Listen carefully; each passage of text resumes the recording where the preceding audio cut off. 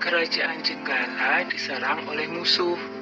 Ketika perang semakin sengit, permaisuri raja yang bernama Putri Dewi Sekartaji melarikan diri dan bersembunyi ke sebuah desa yang jauh dari Jenggala. Untuk menjaga keselamatannya, ia menyamar sebagai gadis kampung. Dewi Sekartaji tinggal di tempat Nyai Intan. Nyai Intan adalah seorang kaya yang mempunyai 3 putri, yaitu Kelenteng Abang, Kelenteng Ijo, dan Kelenteng Biru. Oleh Nyai Intan, Dewi Sekartaji diangkat anak dan diberi nama Kelenteng Kuning. Setelah keadaan di kerajaan Jenggala kembali tenang dan aman, sang pangeran mencari jejak istrinya. Ia pergi dan menyamar menjadi seorang pangeran yang sedang mencari jodoh. Panji Asmarabangun menyamar dengan nama Andi-Andi Lumut, lalu membuat sayembara. Dalam waktu singkat, berita sayembara itu tersebar jauh hingga ke desa si Kelenteng Kuning. Kelenteng Abang, Ijo, dan Biru mendengar kabar sayembara itu. Mereka sangat senang dan ingin mengikuti sayembara itu. Kita harus berhias agar terlihat cantik dan memikat sang pangeran, kata Kelenteng Abang. Benar sekali, kita akan memakai pakaian dan perhiasan yang paling bagus, kata Kelenteng Ijo. Hei Kelenteng Kuning, kamu tidak usah ikut sayembara ini, karena kamu tidak pantas mendapatkan pangeran. Lebih baik kamu mencuci baju di sungai, perintah Kelenteng Abang sinis. Ketika Kelenteng Kuning sedang mencuci di sungai, tiba-tiba seekor burung bangau datang menghampirinya.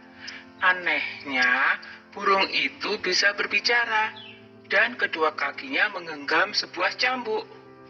Wahai Tuan Putri, pergilah ke desa Dadapan mengikuti sayembara itu. Di sana, Tuan Putri akan bertemu dengan Panji Asmarabangun. Bawalah cambuk ini, siapa tahu nanti dibutuhkan, ujar sang bangau sambil meletakkan cambuk itu di atas batu. Burung bangau itu lalu terbang ke angkasa dan menghilang sebelum Kelenteng Kuning menjawabnya. Kemudian Kelenteng Kuning kembali ke rumah dan berangkat menuju desa Dadapan. Sementara itu, di tepi sungai Bengawan Solo, ketiga saudara dan ibu angkatnya bingung karena harus menyeberangi sungai, tetapi tidak ada perahu. Bagaimana cara kita menyeberang, Bu? Tanya Kelenteng Ijo dan saudarinya. Lalu mereka melihat seekor kepiting raksasa. Kepiting itu adalah Yuyu Kangkang, utusan Ande-Ande Lumut. Dia diutus menguji para peserta sayembara yang melewati sungai tersebut. Hai kepiting raksasa, maukah kau membantu kami menyeberang sungai? Pinta Kelenteng Abang. Yuyu Kangkang tertawa lebar. Hahaha, aku akan membantu kalian, tapi ada syaratnya, kata dia. Apapun syaratnya, kami bersedia. Yang penting kami bisa menyeberang, jawab Kelenteng Abang. Kalian harus menciumku, kata Yuyu Kangkang. Dan mereka pun bersedia memenuhi syarat si Yuyu Kangkang. Kelenteng Kuning tiba di pinggir sungai.